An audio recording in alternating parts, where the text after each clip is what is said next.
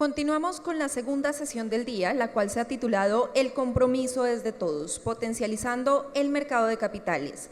Este es un tema bastante amplio que abordaremos en 3 conversatorios. El primero, si es posible un mercado de capitales para todos, contará con la moderación de Andrés Restrepo, presidente encargado de la Bolsa de Valores de Colombia. La participación también de Javier Suárez, presidente del Banco de Vivienda, María Lorena Gutiérrez, presidente de Corfi Colombiana, y Ricardo Navarro, director general de Mercado de Capitales de Deuda y Crédito Estructurado en América Latina para el Banco Itaú BBA.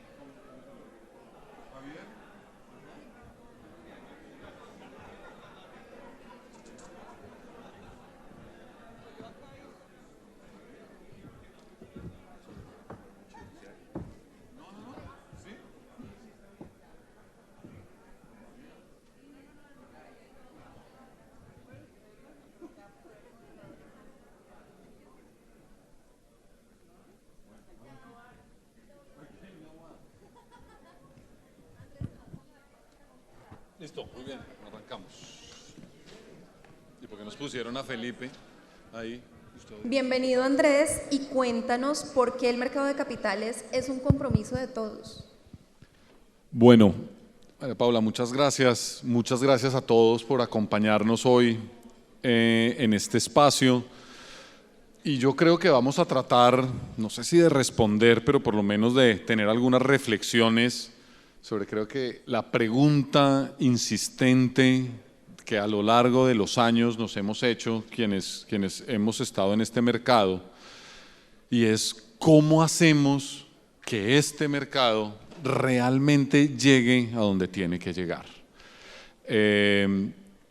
Creo que, digamos, y con esto arrancaría el contexto de esta conversación, y es que al final la pregunta fundamental que debemos respondernos, que se refleja en los problemas, dificultades de liquidez, en los problemas de productos, en los problemas de crecimiento que tenemos, está en cómo hacemos para que el mercado de capitales llegue a nuestras empresas, llegue a nuestros proyectos productivos, llegue a todos nuestros inversionistas. Ese es como el truco del asunto.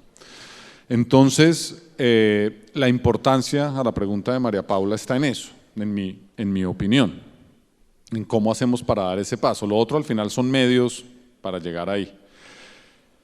La primera, entonces, como reflexión que quisiera compartir con el panel, o que me ayudaran a entender con el panel, es ese tema de inclusión. Tal vez la pregunta que yo me he hecho es: ¿ha habido una agenda clarísima del gobierno, de las entidades, del regulador alrededor de la inclusión financiera? Y uno ve que hay misiones, las cifras de incremento en número de transacciones, en personas vinculadas al sector financiero formal son muy claras. ¿Cuál es nuestra estrategia para la inclusión del mercado de capitales? Que se parece, pero no es lo mismo.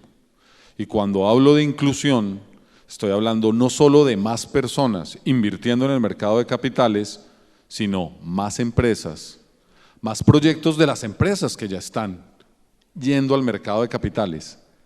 ¿Qué nos falta? ¿Cuál debe ser la estrategia para que logremos que ese mecanismo que es el mercado de capitales realmente explote todo su potencial, llegando a esas empresas, inversionistas, intermediarios?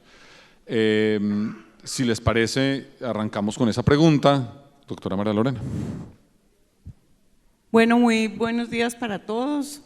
Un especial saludo a Sobolsa y a su presidente. Gracias por la invitación, a mis compañeros de panel y a Andrés. Pues como decía Andrés, creo que no hay que discutir la importancia de desarrollar el mercado de capitales, lo que eso significa para movilizar el ahorro, para el crecimiento del país, para la prosperidad, para la equidad, etc.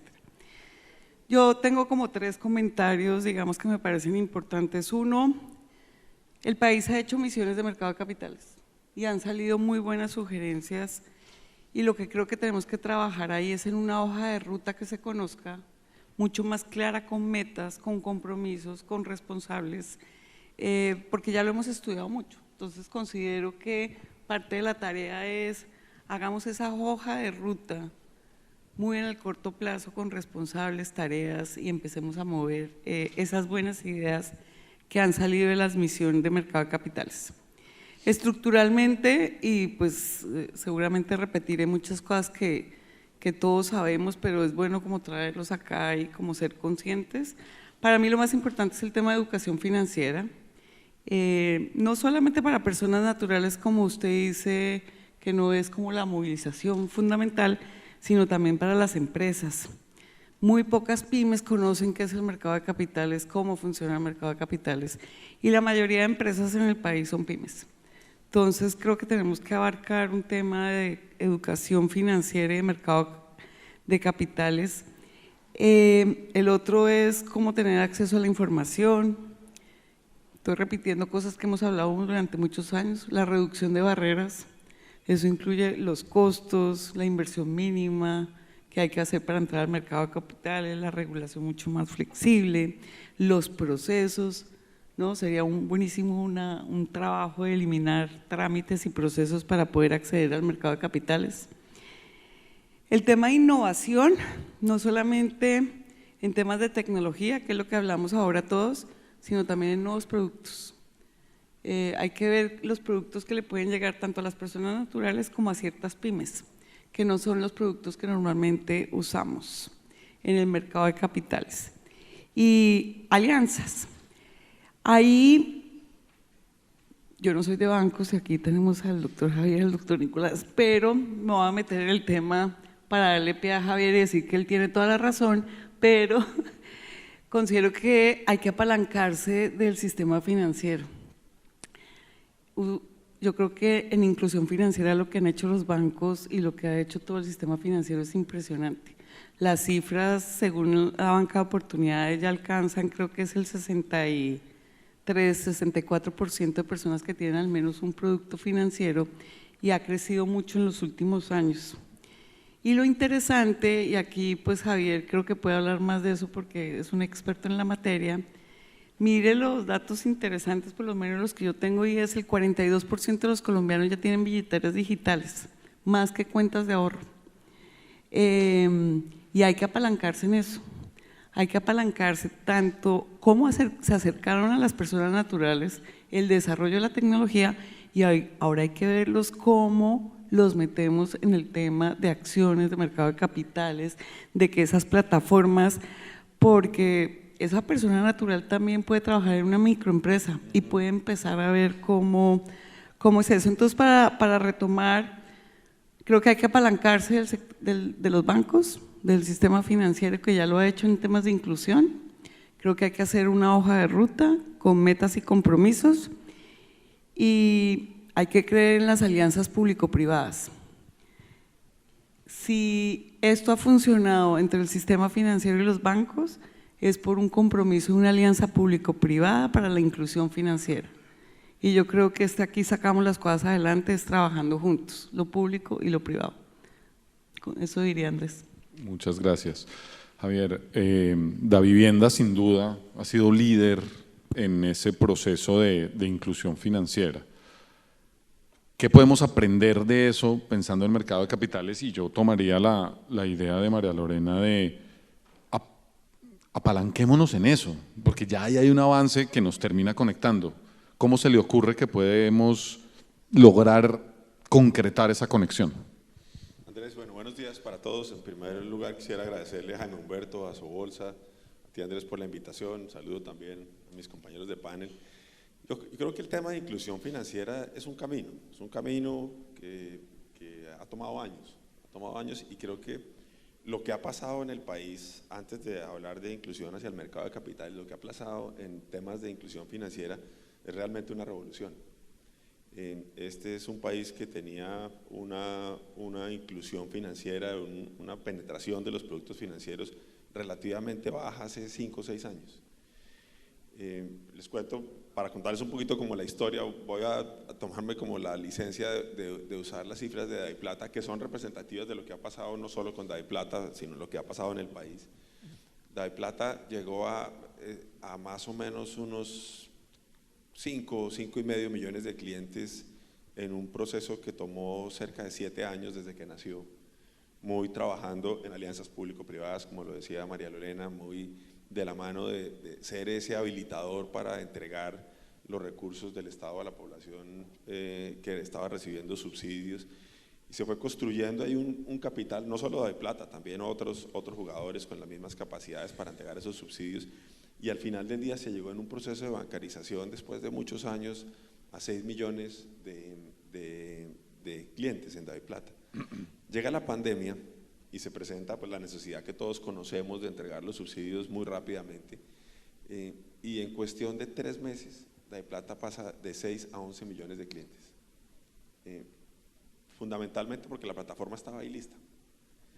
Entonces pasa la pandemia y hay un crecimiento muy significativo que implica inclusión. Finalmente, por supuesto, ahí se llegó a una población que no tenía ningún producto financiero.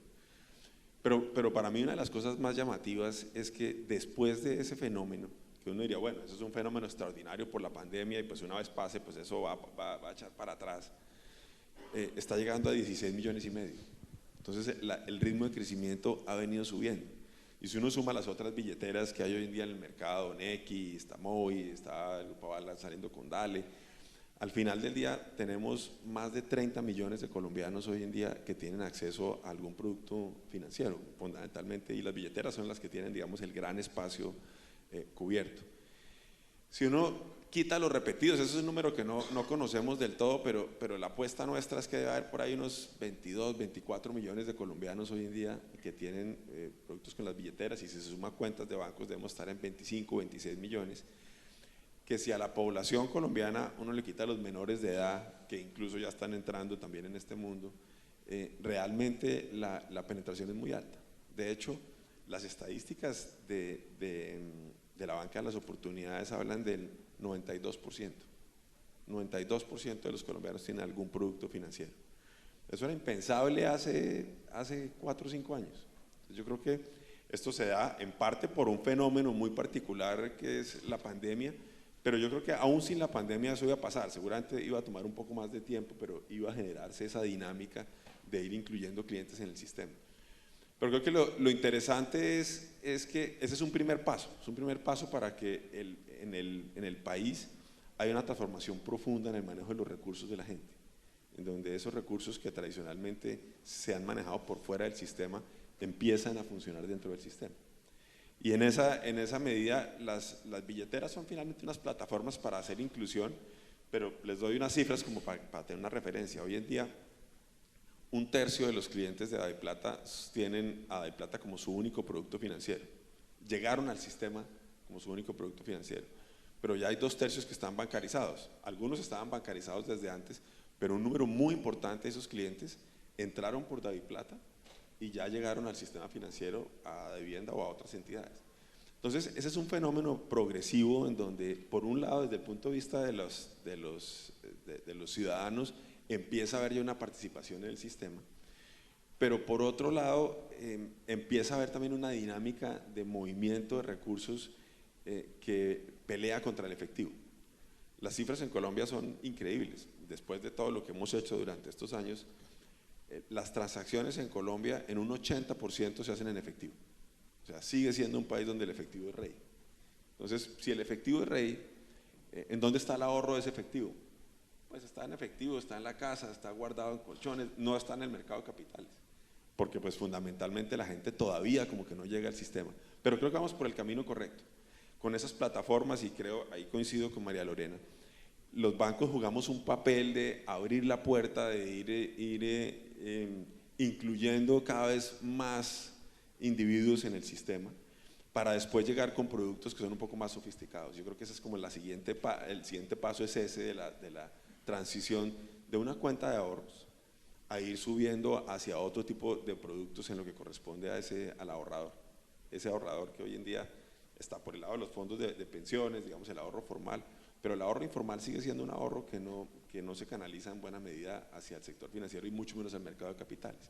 Entonces yo creo que el camino que estamos siguiendo es el camino correcto, el camino de esa inclusión progresiva, y por supuesto para ya llegar al mercado de capitales estamos hablando de personas que tienen excedentes. Ahí no estamos hablando de la base de la pirámide. La base de la pirámide es claramente un mundo puramente transaccional y de pronto con algunas necesidades de crédito, pero el ahorro ahí es un ahorro muy limitado fundamentalmente por un tema de capacidad. Pero el hecho de que se haga cada vez más fácil también el acceder a los servicios financieros, y creo que en eso el país ha avanzado mucho, en que los bancos y también en general todas las entidades, las mismas comisionistas también han avanzado en entregar productos de manera digital, de manera sencilla.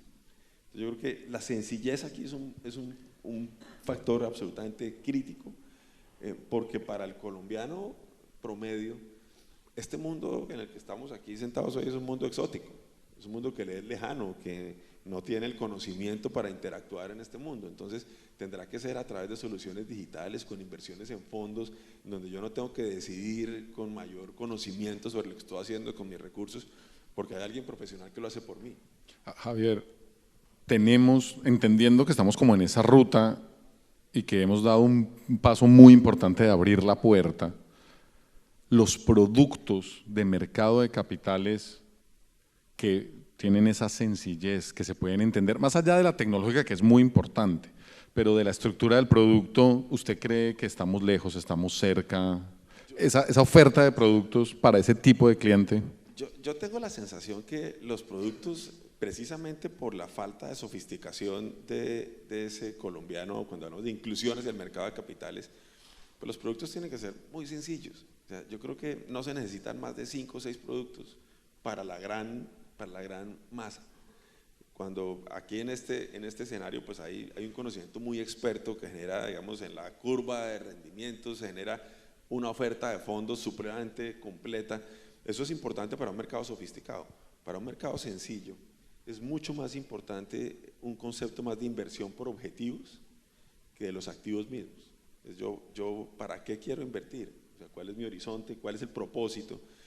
Y empieza a haber soluciones en el mercado, soluciones digitales que se basan en eso. En cuál es el propósito con el que tú estás invirtiendo. Es que tú quieres que tu hijo vaya a la universidad. Entonces es como con esa línea y con productos relativamente sencillos. Yo creo que la complejidad no está tanto en la sofisticación de los productos. Creo que la complejidad está en llevar los productos que sean sencillos y suficientes a un lenguaje y con unas plataformas digitales sencillas que la gente las pueda entender y decir, sí, yo invierto porque aquí voy a cumplir un objetivo hacia adelante. Entonces yo creo que no es tanto en el producto, en el fondo de inversión, es más en la forma como se entrega el producto, en la sencillez que debe haber en el lenguaje, que no es fácil, más en un mundo regulado como este, con una serie de elementos que son complejos. Una de las razones por las cuales DaviPlata creció mucho, y cuando hacemos los estudios de por qué la gente llegó a DaviPlata como una solución y creció muy rápido, es porque la gente sentía temor de ir a una oficina de un banco. Una oficina bancaria le parecía un sitio distante, lejano. ¿Cómo será hacer una inversión en el mercado de capitales? Eso de entrada es una cosa pues mucho más lejana. Entonces pues por supuesto que la llegada no es en función de productos sofisticados y una oferta muy amplia, sino en una solución que sea muy sencilla. Y yo creo que ahí la transformación digital de los bancos y en general del mundo de los comisionistas, del mercado de capitales, es fundamental para llegar con un lenguaje sencillo, fácil y que se pueda acceder de manera digital sin trámites. Si se trata de hacer un trámite complejo, pues siempre estará una alternativa que es un CDT, ¿no? Para ese colombiano que no es sofisticado. Entonces al final del día tiene que ser algo que se base en soluciones sencillas. Muchas gracias. Ricardo, en esta discusión de la región, de lo que tú has visto, y me gustaría pasar al lado, como yo les decía al inicio, está la inclusión del lado de los inversionistas, pero también tenemos la inclusión del lado de las empresas. siendo nosotras unas economías, y ya pensando en la región, donde hay una base, digamos, muy importante de empresas medianas que normalmente no tienen acceso, pero esa es nuestra realidad, esa es nuestra base, digamos, industrial y nuestra base productiva. ¿Qué puede ser eficiente para lograr esa inclusión de ese tipo de empresas? Gracias, Andrés. Bueno, antes que todo, repetir el saludo y el agradecimiento a ti, Andrés, a mis copanelistas y a Sobolsa y a ustedes acá por esta oportunidad. Yo creo que, para no repetir mucho lo que comentaban Javier y María Lorena, yo sí distinguiría en el hecho de que cuando hablamos de la bancarización, por ejemplo, ha sido un proceso rápido en los últimos años, pero gradual, porque existe un sistema bancario, existía antes de la digitalización y después. Entonces, antes de la inclusión uno puede segmentar por el mercado y atacarlo de cierta manera, como han hecho los bancos históricamente, pero cuando definimos lo que es un mercado de capitales exitoso, para mí no existe sin la inclusión. Quiere decir, tiene que ser un sistema verdaderamente democratizado y aplica para los inversores igualmente que para las empresas. Quiere decir, de nada sirve tener un mercado de capitales profundo y líquido si le das acceso a las 3 empresas más grandes de un país. E igual me asusta cuando uno segmenta los inversores por categoría económica o por ejemplo, cuando vas a mercados que son conocidamente líquidos, por ejemplo, o profundos, como lo es, por ejemplo, Chile, y tienes un segmento de inversionistas muy homogéneo que tiende a dominar el perfil o el apetito de lo que quieren comprar o invertir en un particular momento. Entonces, yo creo que más allá de cómo uno quiera atacar el proceso de desarrollo de mercados de capitales, es importante tener claro que tiene que ser un proceso sumamente democratizado. O sea, tiene que ser un proceso inclusivo de ambos lados y para eso, después podemos comentar un poco los incentivos que se pueden incorporar al sistema para eso, pero es importante que sea complementario con los otros 2 grandes mecanismos que hay de transmisión de capital, que es el sector público y el sector bancario. Entonces, ahí lo que comentaba Javier, o sea, esa sencillez con la que se le hace la introducción del producto al inversionista es clave, igualmente la sencillez con la que le facilitas a las empresas entrar a participar de ese mercado. ¿Qué podemos hacer los bancos para subsidiar de alguna manera la inversión necesaria que necesitan hacer las compañías en gobernanza corporativa, en sacar un rating? Para muchas empresas estos son retos importantes que requieren de mucha capacidad de las administraciones más allá del día a día que tienen. Entonces creo que trabajar de la mano con los bancos es importantísimo, igual con el sector público. Uno muchas veces considera que el mercado de capitales se tiene que desarrollar a nivel individual, pero tienes muchos mecanismos de incentivos que pueden incorporar el sector público, los gremios, las tesorerías corporativas para participar activamente de ese negocio también, ¿no? Un tema, digamos, coincidente que ha surgido es la necesidad de tener una coordinación pública y privada. Yo a veces siento que la conversación respecto a este problema entre el sector público y el sector privado se ha reducido a que el sector privado pedimos una serie de modificaciones puntuales y entonces el sector público mira a ver qué tiene sentido, pero una visión, digamos, integral que yo creo que en parte se recogían en la misión de mercado de capitales, pero de pronto tiene que ir más allá a dejar de pensar que esto es un problema de normas y de pronto es un problema más de incentivos en todos los frentes. De pronto es hacia donde nos tenemos que mover y de pronto formalizarlo en una alianza público-privada del estilo que propone María Lorena es. Entonces, María Lorena, si nos puedes contar un poco qué se te ocurre que pudiera ser esa alianza público-privada, en qué términos se debiera centrar, cuáles son los esfuerzos en que se debiera concentrar, porque sí, un poco en la idea de pasar de esa conversación de yo te pido unas cosas, a ver tu regulador qué me das, a sentémonos a ver qué hacemos de lado y lado, ¿qué se te ocurre? Asesoría gratis, sí. Sí, eso. No, yo creo que insisto en mi tema de tener un plan de acción concreto. Es difícil crear alianzas si no mandamos mensajes concretos de las tareas que tenemos que hacer. Entonces, yo sí creo que uno debe empezar a hacer esa hoja de ruta y empezar a buscar qué debe hacer tanto el sector público como el sector privado. Y aquí el sector privado es desde varias aristas. Están las empresas que pueden ser emisoras, están los asesores y comisionistas, está la misma bolsa, están los que crean liquidez, bueno, hay diferentes actores. Entonces creo que debe haber una claridad entre todos los actores como qué queremos, cuál es esa hoja de ruta, cuál es la meta, cuál es mi responsabilidad, porque es difícil hacer una alianza público-privada, pues es fácil hacerla si no tenemos como concreto qué es lo que queremos, o sea, queremos la gran meta, pero hay que ponerle esa hoja de ruta, eso me parece importante.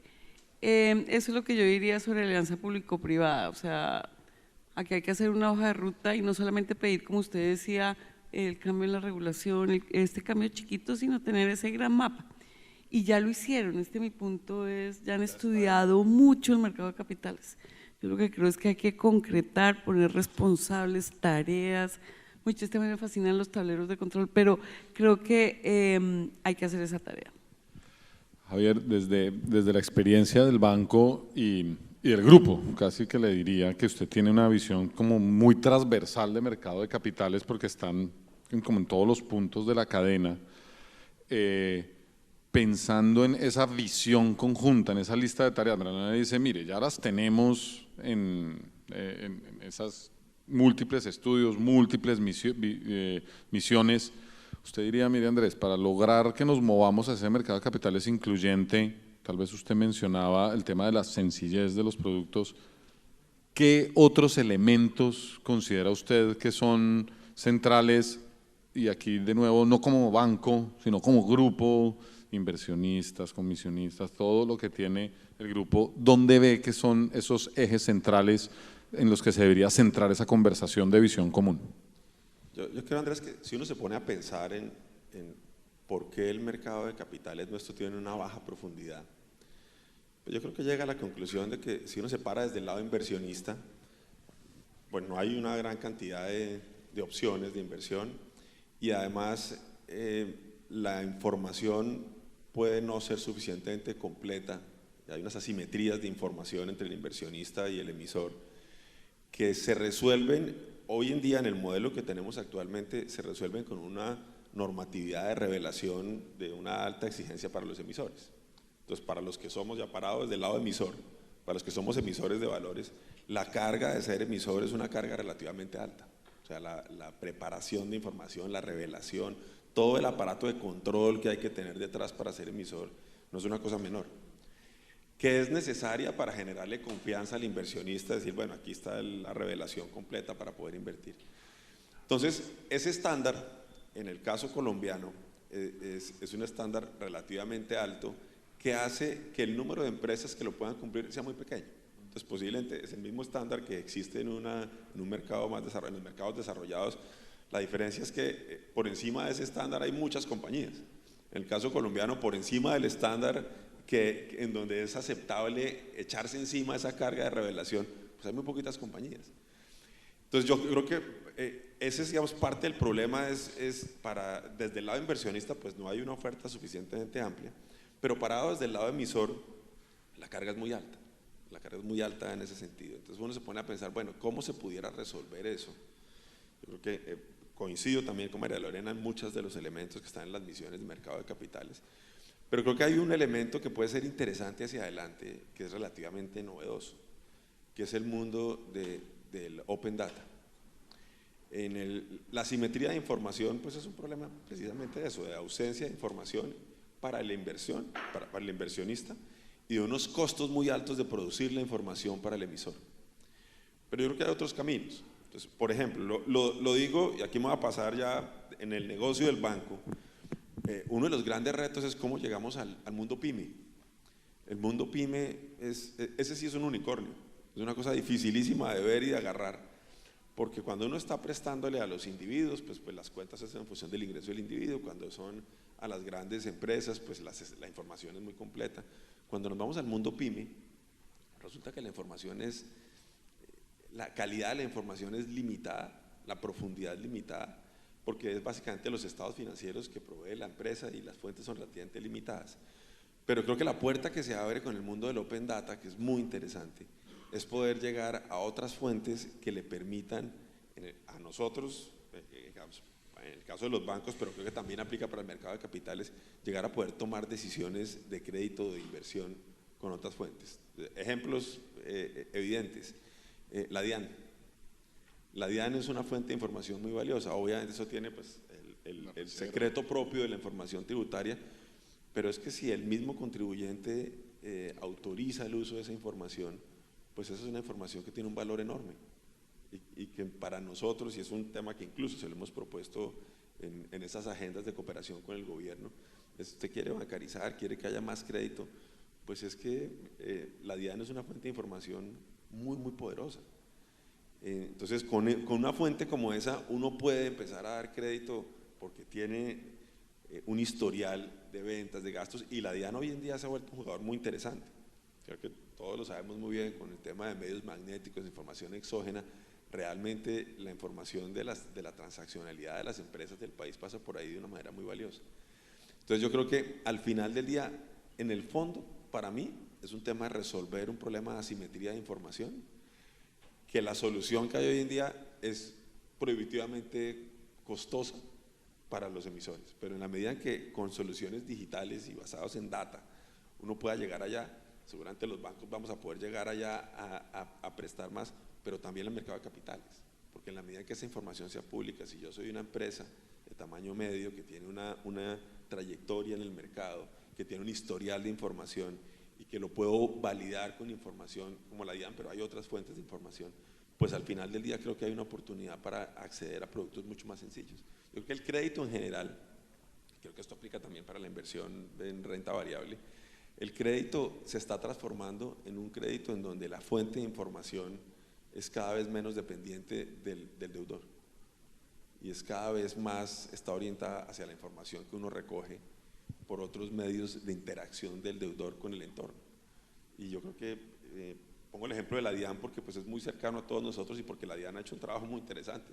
O sea, cuando a cualquiera de los que estamos aquí nos llega la propuesta de declaración de renta, está bastante cerca, está bastante bien, lo cual muestra, digamos, ya la capacidad que hay en el sistema de tener una información que es realmente útil. Entonces yo creo que ahí hay un camino como puntual, específico, que puede bajar un poco la vara, no para que el estándar de información se deteriore, sino en términos de costos de cómo entregar esa información. Creo que el mundo de Open Data es un camino inexplorado que se abre, que empieza a haber ya regulación, eso quedó en el Plan Nacional de Desarrollo.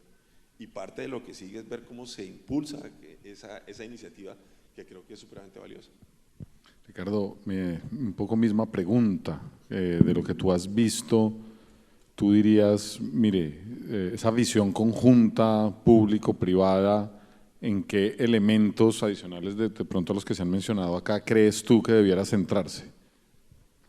Sí, Andrés, antes de responderte eso, para construir en uno de los comentarios que hizo Javier, qué interesante si cuando tienes esa información pública, por ejemplo, de un sector de la economía que por ahí no está con esa diversificación de productos bancarios, también beneficia el desarrollo de productos en el sentido de que de repente puedes tener sistemas automatizados de calificación de riesgo porque tienes la información, puedes categorizar eso en fondos, en cartera, y va hacia el desarrollo de productos que le das de repente acceso a inversionistas al mercado pymes que en transacciones individuales es sumamente costoso, o sea, es un proceso bastante difícil.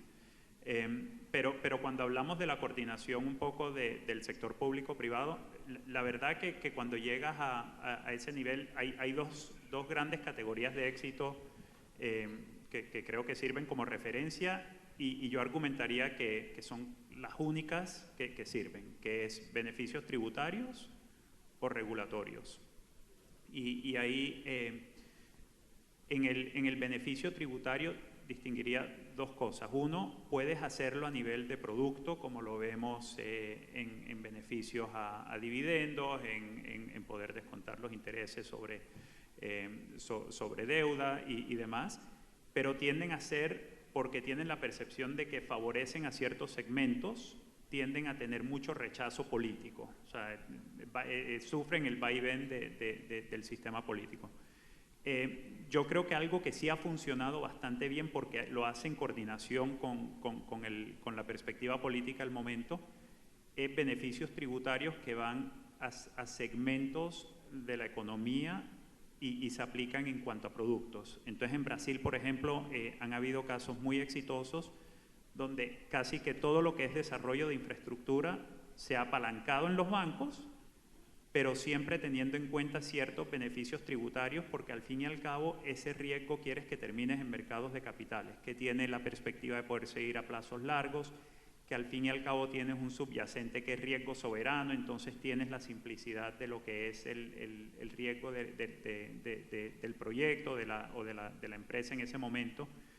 Pero la única manera que pudieron hacer ese beneficio esa transmisión de lo que era un proyecto de infraestructura al inversionista individual era dando beneficios tributarios.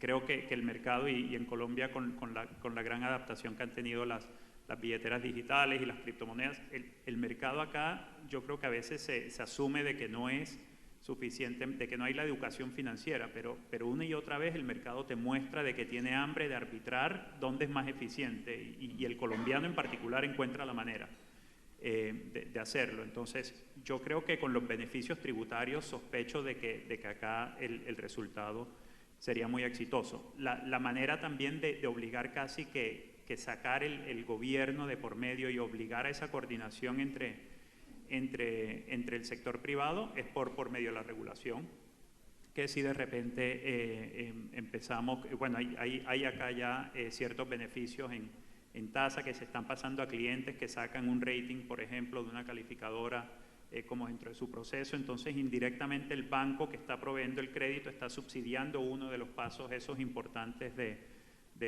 poder penetrar el mercado de capitales, pero que si de repente en un crédito bancario hay cierto beneficio regulatorio al banco que provee el crédito, si logra vender 20% de su participación a inversionistas individuales o a fondos, por ejemplo, entonces de repente empieza el banco a subsidiar algo que es el desarrollo del prospecto, que es esos registros que tiene que hacer la compañía, el desarrollo de estados financieros, y el beneficio eventualmente termina en mayor participación en la estructura de capital de la compañía, un menor costo para la compañía y un beneficio regulatorio para el banco, porque si al banco le das un mejor tratamiento, va a ir a buscar al inversionista dentro de su banca privada, dentro de los fondos con los que trabaja, los mismos fondos desarrollan los productos para acompañar a los bancos en esas transacciones, ¿no? Digamos, pensando en esa visión y en esos elementos que ustedes han sugerido que sea la discusión, un pedazo que creo que es importante es cómo se imaginan ustedes esa estructura de la financiación de la economía, el papel de los bancos, el papel del mercado de capitales, como de esos diferentes agentes. Tal vez Magdalena mencionaba, esto es un problema que es de coordinación de un montón de agentes o desarrollar una visión común de un montón de agentes. Específicamente, Lorena, ustedes que tienen esa visión de inversión en temas de largo plazo, de infraestructura, donde los temas de riesgos, de plazos se vuelven tan importantes, ¿cómo ven ustedes esa estructura de financiación y esa, no sé si simbiosis o complementación de sector financiero, mercado de capitales? Pues Andrés, digamos, en términos generales, yo creo que conceptualmente es claro que los bancos deben concentrarse más en créditos de corto y mediano plazo y el mercado de capitales está más llamado hacia largo plazo. Digamos, yo creo que la estructura es básica. Pero aprovechando que no soy banco, sino somos una holding de inversiones, me parece interesante como contar la experiencia, y Javier lo decía muy claramente, y es el costo de ser emisor es alto en el sentido de toda la infraestructura que uno necesita, que además lo debe hacer con esos estándares de ser transparente, dar acceso a toda la información, de la revelación de información, pero también es una oportunidad de que estas corporaciones, bancos grandes, grupos grandes, también jalonemos a otras empresas. Entonces voy a contar el caso particular de Corfi. Somos inversionistas en 5 sectores que jalonan la economía, infraestructura, gas, agroindustria, pues acá no voy a hablar mucho de Corfi. Tenemos 8.500 accionistas, o sea, somos responsables por 8.500 accionistas en los cuales les tenemos que dar información, tenemos que protegerlos, tenemos que estar seguros de que lo que estamos haciendo les va a redundar en mejorar su inversión.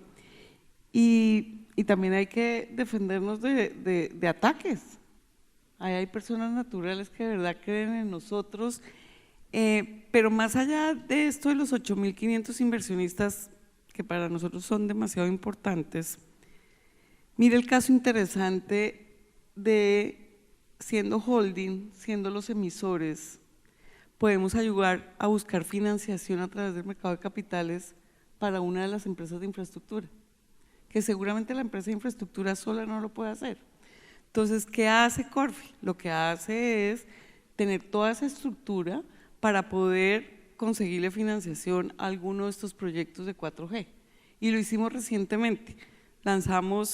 Emitimos por primera vez bonos sociales, creo que fuimos los primeros en el país en bonos sociales para un proyecto de infraestructura, 500.000 millones, que además, qué bueno explicarle a la gente en qué favorece ese bono, esa financiación, esa carretera, y con la certificación internacional que nos la dieron por lo siguiente, por beneficiar a muchas comunidades, por generar empleo y por mejorar la competitividad del país.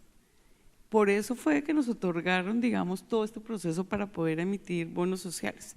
Entonces, mi punto es, yo creo que las grandes empresas, los grandes grupos, podemos jalonar para que nos vayamos metiendo al mercado de capitales a estas pequeñas empresas. Y usted mencionó infraestructura, y yo di un ejemplo de infraestructura, pero yo sí creo que el país tiene que aprender de sus logros. Uno de los proyectos más ambiciosos de los últimos años del país, estoy hablando de los últimos 3 gobiernos, es el tema de infraestructura. Eso ha cambiado, se han invertido billones de pesos. Solamente el de 4G son alrededor de 48 billones de pesos, de los cuales 41 billones fueron ya financiados. De eso nos tenemos que sentir súper orgullosos y no atacarnos entre nosotros y dejar que nos ataquen. Tanto el mercado de capitales como la regulación con los fondos de pensiones o sin los fondos de pensiones, con los fondos de deuda pública, con los fondos de infraestructura, con los bancos que también se metieron a financiar infraestructura. Yo creo que eso es un gran logro de este país, y realmente el mercado de capitales también se metió en el tema de infraestructura. Entonces, diría eso, jalonar desde los grandes grupos, apostarle a los grandes proyectos del país, y lo tenemos recientemente con el tema de infraestructura. Sin ánimo de armar polémica, ¿por qué ese logro, que es muy evidente y que es muy palpable? Es que hay otros temas de financiación que uno dice, pues hombre, es difícil, pero ese logro es muy palpable. No hemos logrado, y hablo del mercado de capitales, de todos los que estamos acá, que se entienda el valor que hay ahí. ¿Usted qué cree que nos ha faltado? Pues para mí el logro está en 3 cosas. Una hoja de ruta que viene hace muchos años, lo digo, 3 o 4 gobiernos. O sea, esto no es un logro de ningún gobierno, es una hoja de ruta que logró pasar los gobiernos, ¿no? 2, una alineación público-privada de cuál es el rol de cada uno en este tema y no abandonarlo, digamos, y la necesidad de verdad de la competitividad del país. Yo creo que para mí esos son como los aspectos fundamentales de los logros de estos programas de infraestructura, que nos toca ahora defenderlo. Y no solo defenderlo, y como usted no quería, como me dice que polemicen, voy a polemizar. Yo creo que además de tener eso para infraestructura, y Jonathan me ha oído varias veces, para el tema de transición energética, por ejemplo. nosotros sino una hoja de ruta de incentivos, de programas de largo plazo, de mediano plazo. Hablando de transición energética, eso no se hace de un día para otro, al igual que la inclusión financiera. Estos son programas, no sé cuántos años llevamos hablando de inclusión financiera. Mucho, yo fui decana de la Administración de los Andes hace como 15 años y me acuerdo que ese era el gran tema. O sea, llevamos muchos años, muchos gobiernos, y esas son las cosas que tenemos que tener: hojas de ruta, metas claras, y es la única forma de ir construyendo. Muchas gracias. No sé, Javier, Ricardo, sobre ese punto. No, yo lo único que resaltaría que tiende a pasar, que es bastante curioso, porque cuando haces ese nivel de coordinación a nivel de industria y de gremio, tienden a ser mucho más exitosos. Y ahí algo que distinguiría es cuando uno mira, por ejemplo, la percepción de riesgo de Colombia y demás, y la única profundidad que tienes en el mercado de capitales o financiero es la tasa de cambio del dólar o el CDS. Tiendes a obligarte a tomar una posición de que si una reforma, una propuesta política o económica es buena o mala, y normalmente es mucho más complicado que eso. Cuando logras tener dentro de la oferta de productos y la oferta de iniciativas, tiendes a bajar de nivel país a nivel industria y gremio, tienden a hacer ese tipo de iniciativas y de políticas mucho más duraderos en el tiempo. Entonces, cuando uno mira las iniciativas, cualquier iniciativa que hagas a nivel de mercado de capital tiende a ir y venir mucho más rápido de que si lo haces a nivel de gremio. Y lo mismo pasa cuando desarrollas productos. Si desarrollas fondos que apoyan infraestructura, por ejemplo, y que se dedican a infraestructura, eso retroalimenta la educación financiera y hace que esos mismos fondos y gremios perduren en el tiempo mucho más. Entonces creo que también es importante, porque cuando hablamos de desarrollo de mercados de capitales, entender el impacto que tiene en retroalimentación esto. No solo en el largo plazo, sino que quien lo dude, por ejemplo, uno recuerda durante la crisis financiera 2008-2009 en Estados Unidos que estaban votando los paquetes de rescates al sistema automotriz, por ejemplo. Y votaban una vez y todos, o la mayoría votaba que no, el mercado se caía a 700 puntos y venían todos al día siguiente con la mente ya cambiada. Entonces, ese tema de ajuste, cuando logras ver la reforma de salud, cuál es el impacto en el sector de salud. Una cosa es uno ir y explicar y decir, otra cosa es tener las iniciativas y tener la retroalimentación del mercado de que eso es positivo o negativo, cómo están los analistas reaccionando a las empresas del sector, qué dice el ETF del sector en Colombia y demás, ¿no? Entonces, de nuevo, la profundidad cuando bajamos de nivel país a nivel industria y se acompaña de iniciativas a nivel de industria, yo creo que el desarrollo es mucho más sostenible. A ver. Yo creo que cuando uno mira un país como este, que es un país de ingreso per cápita medio, el ahorro es limitado. Tal vez esa es una referencia que el superintendente pues lo ha repetido en varios foros, entiendo que lo hizo esta mañana también. Y ahí es en donde el valor de los fondos de pensiones pues es absolutamente innegable. Es ese mecanismo para realmente construir ahorro de largo plazo.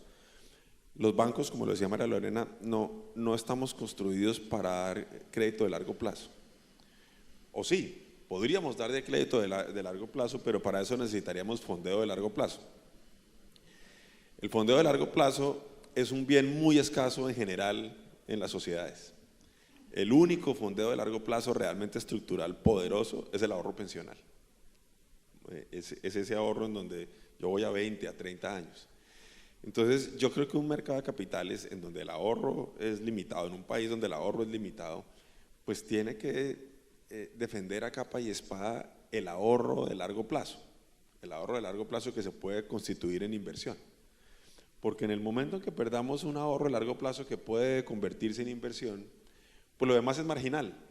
El resto del ahorro se vuelve un ahorro marginal, entonces la escala del mercado de capitales es una escala pequeña por definición.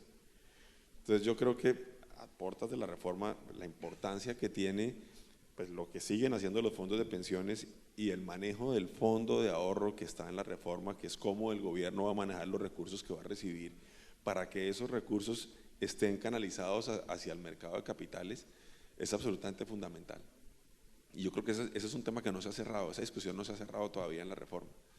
Y si nos vamos por el camino en donde eso termina siendo un manejo que no va por el mercado de capitales, pues creo que finalmente el país está desperdiciando un activo importantísimo, que es ese ahorro a largo plazo, sin el cual esa transformación que María Lorena mencionaba de la infraestructura en el país, pues no se hubiera dado, y sin la cual la transición energética no se va a dar.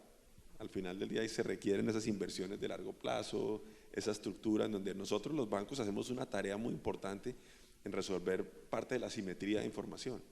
Entonces, ¿qué ha pasado en infraestructura? Pues los bancos hemos hecho la tarea para decidir qué proyectos se financian y qué proyectos no se financian, pero la cola de largo plazo finalmente es financiada por el mercado de capitales y particularmente por los fondos de pensiones. Entonces, se vuelve fundamental. Ese es un activo sin el cual el mercado de capitales pues tiene una escala que es una escala ya marginal. Bueno, yo quisiera cerrar como recogiendo 3 reflexiones. La primera, estamos ante un reto que no se va a solucionar desde las posiciones individuales de los que estamos acá. En ese sentido, la construcción de esa visión conjunta, yo creo que se vuelve el reto fundamental para lograr esa visión de inclusión, de que todo el mundo participe de este mecanismo de generación de prosperidad que es el mercado de capitales. Y simplemente una nota, cuando digo una visión conjunta, de nuevo, y qué pena lo insistente en eso, no es una lista de solicitudes, es qué vamos a hacer cada uno, el tablero de control de la doctora María Lorena. En segundo lugar, yo creo que el mercado de capitales ha demostrado lo que es capaz de hacer y hay que hacer una defensa del mecanismo, hay que hacer una defensa del mercado de capitales como institución del país. Y creo que nos toca a todos, y yo sí que aquí hago un llamado a que tenemos 2 opciones, o terminar de hablar mal del mercado de capitales y de los problemas que está y ahí ya no va a pasar nada, o recordar todo lo que ese mercado de capitales ha logrado y todo el potencial que tiene y dedicarnos a sacarlo adelante. Y yo a veces siento que entre esa dicotomía no hay en muchos casos una definición muy clara. Y el tercero, yo recojo lo de Javier y es, creo que tenemos que ser muy claros, y el mensaje de Javier de una visión de consistencia. El mercado de capitales no es una discusión aislada de todas las otras discusiones. Usted habla de reforma pensional, es clarísimo. También es muy difícil desarrollar un mercado de capitales cuando una reforma tributaria, por ejemplo, impone a un sector específico un cambio de reglas del juego que impacta en su rentabilidad en forma tan clara como sucedió, por ejemplo, con el sector energético en la última reforma. Entonces, la coherencia en el tiempo, si creemos todos que el mercado de capitales tiene esa potencia, yo creo que es muy importante. No es una discusión aislada de una ley de mercado de capitales, creo yo, como recogiendo las visiones que se han dicho acá. Si hay, no sé, preguntas para cerrar de alguien, bienvenidos.